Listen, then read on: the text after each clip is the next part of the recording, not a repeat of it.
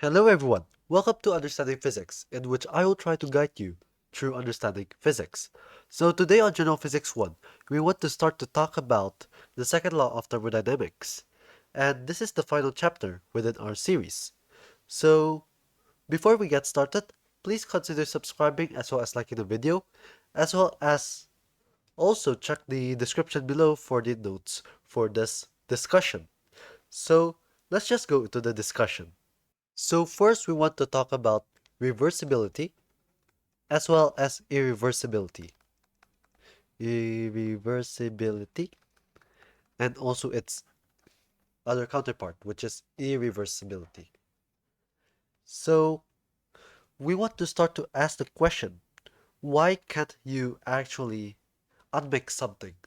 Like, for example, if you mix white glitter and blue glitter, and then you shake it up, you would have a combination with white and blue. And if you try to shake it multiple times, it doesn't truly separate between the white and the blue. So why is that? And and and this comes from the statistics in the microscopic scale. But in here, if you actually talk about the microscopic object, we will discuss something which we call as the entropy of a system. So this is one of the ideas that we will try to form within this discussion.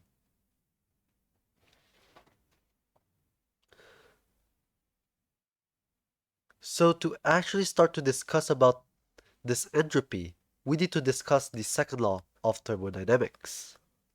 Second law of thermodynamics. So in here, I want to state a statement that was created by Kelvin and Planck together. So this Kelvin and Planck statement states that you cannot create a engine that extracts heat and convert it towards work, that extracts heat and convert them all into work. So this basically states that no matter how good your engine is, there will always be heat loss during the process. So how do you actually prove about this? So one of the ways that we could actually do this is to actually to look at the Carnot cycle. And so one of the ways for you to look at the Carnot cycle is that we will define something which we call as the efficiency, which is the work over the heat loss. And so for a Carnot cycle, you would have it gaining heat and it will later emit heat outwards as well as producing work. So let's think about this process. So we will have something like this, right? This is the Carnot cycle, and we will start from going backwards here and then going to the front. So let's start to actually to figure out all of the sources that we need to figure. So first, we could figure out that inside here, this should be work. And there will be heat from the outside going in. So just by using the formula from the previous chapter, you would see that the heat entering for a object is always nRT, natural log of V2 over V1. So the heat going in will come from here, that's QH, and the one going out will be from here. This is QI. And this is a diabatic, so that means that it doesn't produce any heat. So just by looking at this, we could actually start to figure out what work is. the work has to be QH minus QC because you need to conserve its internal energy. So you would state this to be QH minus QC. And by the way, the thing that I write here, QC, even though it goes out, I didn't write it to be negative. So you really need to figure out when it is positive, when it is negative, and when do you switch it. So if you actually plug this to the top, you would get 1 minus QC over QH. So this is the this is the formula for efficiency for a Carnot cycle. No, sorry. This is for any type of engine. It is 1 minus the heat going towards the cold reservoir over the heat from the hot reservoir. So just by doing this, we could actually figure out what QH is as well as QI. So let's solve for QH first. QH, we could figure that out to be nRT natural log. Uh, we will designate this as V1, V2, V3, and V4. So this will be V4 over V3, which should be positive. And QC will be nRT natural log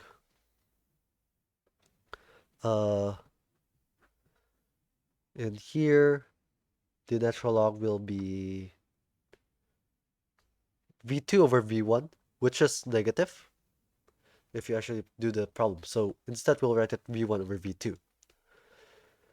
This is to make sure that our sign is always the same. So basically this guy here should be QH plus QC, but then the QC will later be negative. You could also state it something like that. So with this, oh yeah, by the way, this thing here, I will call this to be T1, the top one to be T2. So this is T2, this one is T1. So writing this, we would get 1 minus nR T2 natural log V4 over V3 divided by nRT, 1 over 2 nRT natural log V4 over V3. This is 1 and the bottom one is 2. So you would get the conclusion that 1 minus T1 over T2 natural log V1 over V2 over natural log V4 over V3. So it would be good if we could actually create this top side here to equal to 0, right? And so if you try to figure that out, that means that the V1 should equal to V2.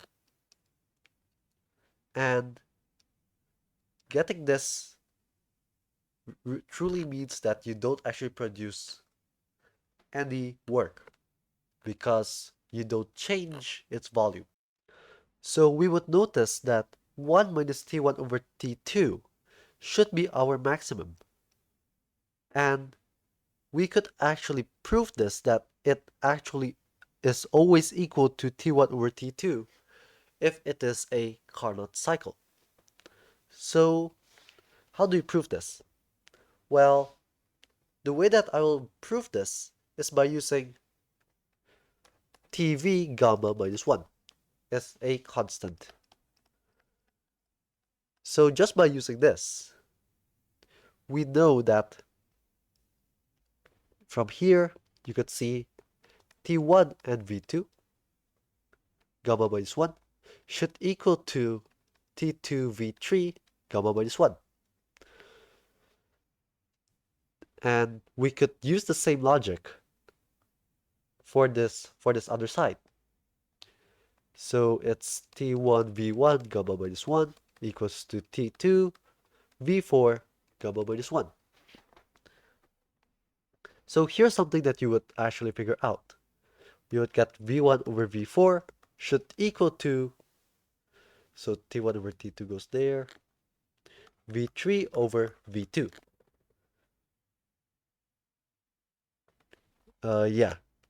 It should be... Oh no, there's a mistake. Yeah. This one is V4 over V1. So this is basically equal to a constant, which is basically from here, you could just actually put T1 over T2 equals to something, and then you put them both together, and then exponentiate them both by 1 minus gamma. So with this, you could rewrite it such that it forms V1 over V2 equals to V4 over V3. That means that this and this is the same, so we could cross each other out. So for a Carnot cycle, it is always 1 minus Tc over Th. The temperature from the cold one over the hot one. So that's something interesting for you to figure out. But now the question is, why couldn't you actually create a better engine? So let's cover this using another theorem. So, by the way, the theorem that we discussed was something which we call as the Carnot's theorem, which basically states that you cannot create a better engine than the Carnot cycle itself. But how do you prove this? Well, we will introduce this statement from Clausius. It states that it is impossible to create a perfect refrigerator. So what this means is that if you have a cold body, in here this is Tc, and a hot body, Th, you couldn't create a machine that transfers all of the Q here into all of the Q here. This is not possible. You need to apply much more work as well. So you need to apply work to do so from QC to Q towards here. So how do you prove this? Well, it has to do something to do with our logic itself.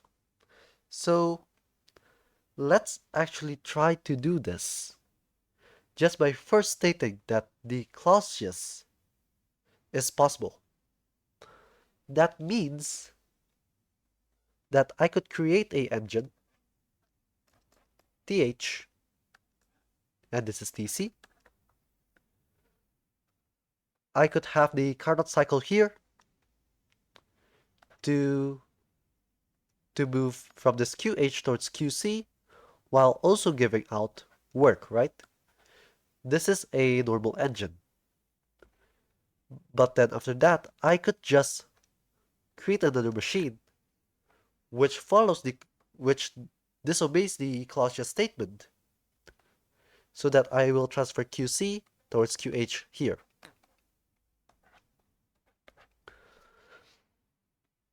So with this, I basically created a engine which its sole purpose is to make this QH into work from the heat reservoir, which is impossible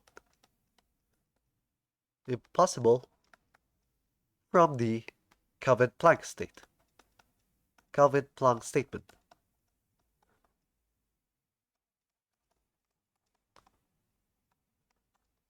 So this means if the Clausius statement is false, that means that the Kelvin-Planck statement should also be false. So how do you prove that the Kelvin-Planck statement is not false? Well, we could later do this by using the idea of the Carnot engine. So let's use the idea of the Carnot engine to prove that the Carnot engine itself is the best. So if you have, for example, the same thing, we would have TH and TC, and I have the Carnot engine. This is something which we call as C. This is the Carnot engine. And because the Carnot engine is a reversible process, that means that I could transform this into an engine that applies work to transfer heat, QH and QC. Okay, we don't disobey the Clausius statement. Okay, that's good. So now, let's state I have a better engine, which I will call as B. This better engine will be put something like this.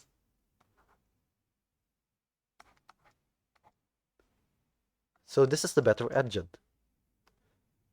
So drawing the whole diagram together, you would get something like this.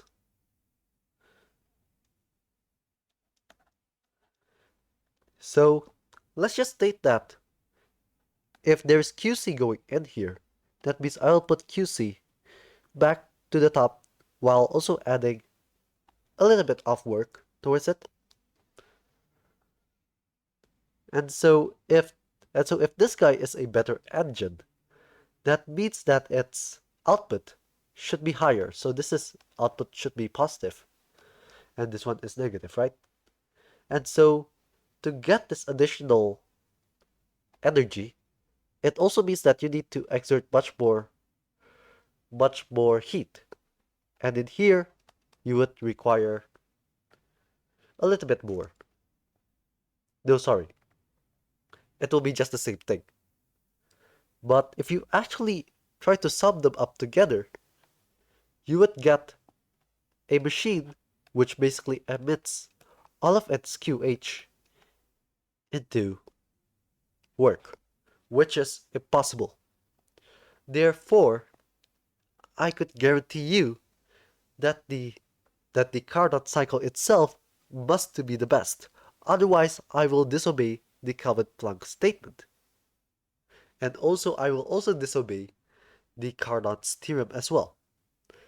So, with logic itself, you have proven the Clausius statement is true, the Carnot's theorem is true, as well as the Kelvin-Planck statement to also be true.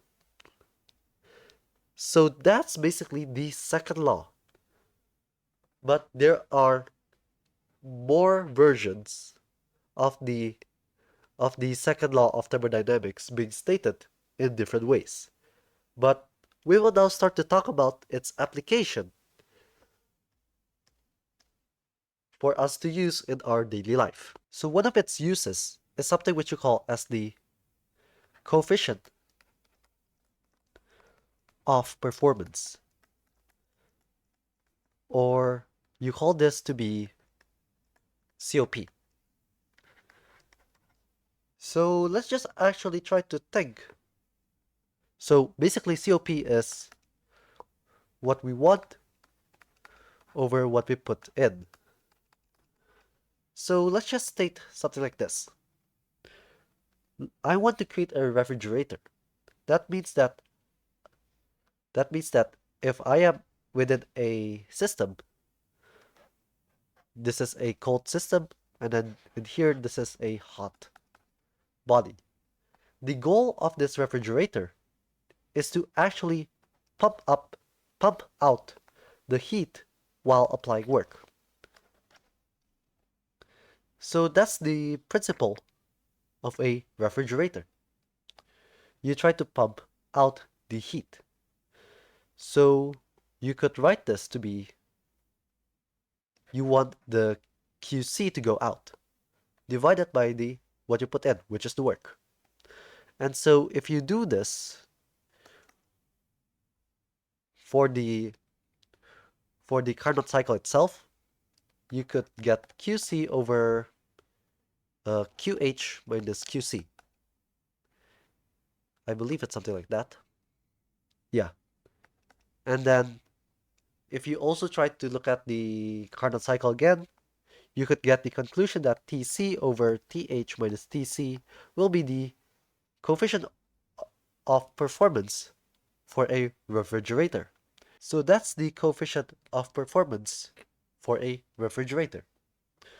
So now I will also start to talk about another kind of cooling device or probably heating device, which is the heat pump. So for a heat pump, you would have your cold surrounding and you'll be inside here. And you want the, no, sorry. Let's just state that, yeah, let's just state that we want the inside to be hot. And I want to have I want to have a engine that puts in the heat from the outside by also applying a little bit of work. So the goal is I want to get QH in, and what I apply is work. Doing this again, you would get QH over QH minus QC. So you would get this to be TH over TH minus TC. So this is something interesting for you to actually to figure out if you are trying to figure out the coefficient of performance for a heat pump and a refrigerator, is that it is actually just the inverse of the other. So those are some applications of the second law.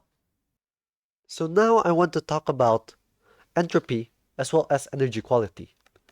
Entropy and energy quality. So how do you define energy quality? Energy quality is basically the usable energy. So think of it as this. If I have a if I have a car, for example, traveling at high speed, no, sorry, let's just state that I have wind with kinetic energy. I can use its energy to make it blow a windmill, which makes sense. It is it is a usable energy.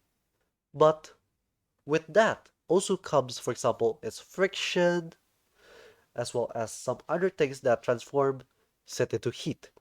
And this heat is something that we cannot fully control that much. So we could call its energy quality to be very low. So this is where the idea of entropy comes in, or what you call SS. So this entropy basically states the loss of quality associated with the energy transformation. So, so in here I want to set a definition, which you could also observe from your experiments, is that for any kind of reversible process, you could get its dq over t to be 0. And this is for any reversible cycle. So with this, I will just try to create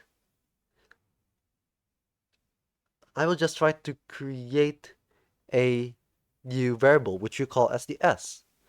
So the change in the s from 1 to 2 is defined to be the integral from the first state to the second state of dq over t. And this is the definition of entropy itself. And this is a state variable. It doesn't matter how do you do the process. It only matters its end result. So let's talk about a example of us using entropy. So one of these examples is something which you call as the adiabatic free expansion. So let's actually do something like this. Let's state if I have an object here, separated by a boundary, you have a vacuum, as well as the gas itself, with a certain pressure, as well as a volume, therefore it has a temperature as well.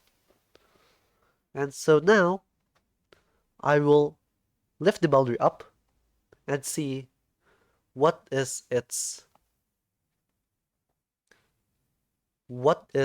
heat as well as some other stuff. So first, looking at this entire system itself,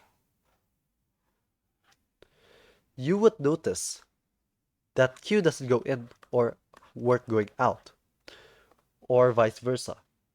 So that means that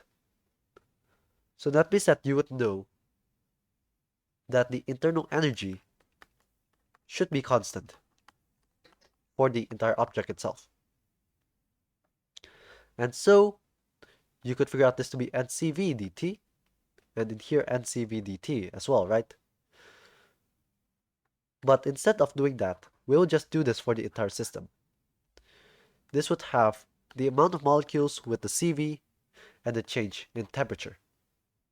But we know that this should be 0. And we know N is not 0. CV is also not 0. Therefore, the change in temperature should also not be 0. So that means we could get the idea that this is a isothermal expansion. It's the same idea. And if you remember what the formula for the isothermal expansion is that the heat going out will be N RT natural log of V2 over V1. So this is the heat going in. No, yeah. It should be going in towards the system. So we see that the Q itself is nRT natural log V2 over V1. Therefore, you could also figure out what the work is, which is the negative nRT natural log V2 over V1. So that's interesting to see. So with this, we could actually start to solve the entropy of the system. So the entropy itself, the change in entropy from the first state to the second, will be the integral from the first state to the second state of dq over t. And we know that the temperature itself is constant. Therefore, we could just bring it out. So we would get 1 over t, integrate that from the initial to the final of the dq. Therefore, we would get q over t. And doing this, we would get nr natural log v2 over v1. And so this is the entropy of the system, the change in entropy. And by the way, entropy's unit is joules per Kelvin. So this is our entropy. So we could figure out what is the energy lost, or the energy that we could have actually used, which is if you actually multiply this delta S by the temperature itself, you would get an RT natural log V2 over V1, which this is actually the work going out. So this is a important fact for you to remember, is that you could actually figure out what is the work that you could have actually get just by only knowing its entropy. So there is a relation between statistics as well as entropy. So basically, statistics actually determines your entropy. So basically, if you have a higher statistics, that means that your entropy is larger.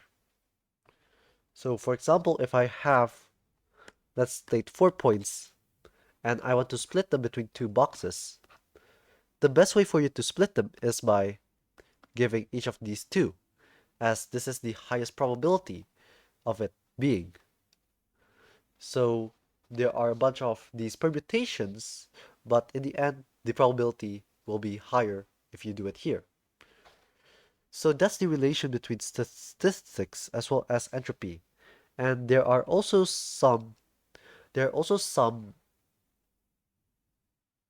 vocabulary that you would need to use when determining the the statistics, which is macrostates as well as microstates. So what's the difference between those two? So microstates tells you where is each particle, while the macrostate tells you in general how much in a position. That's the only thing that you need to know between microstates and macrostates. And if you actually try to figure out all of the microstates, the higher the microstate, it means it has a higher entropy. That's basically the logic. And if you actually do this for for a very big amount, it basically describes the entropy almost very well. So that's about the statistics as well as its relation with entropy. And with this, you could also conclude some laws for you to actually to define just by using the statistics itself. So one thing is that the entropy of a closed system can never decrease. And why is that? So if you do this for a very small amount of particles, there is a chance for you to get into a much more lower entropy. But if you actually take the scale and make it into hundreds or even thousands, you would see that the entropy change is very subtle, such that it could never decrease. It has to increase every single time, or at least it goes into this maxima. So for example, if I have a probability curve, and let's state our system is within here, it must to increase in such a way that it is within maximum entropy. So that's basically the logic, and why a closed system cannot truly decrease its entropy. Well, you would need energy to put it back towards its original position, which is basically the definition which we have already defined. Delta S times T is basically the work that you could actually receive. And if this delta S is negative, that means that the system itself is getting energy. And for a closed system, you cannot have work going in as well.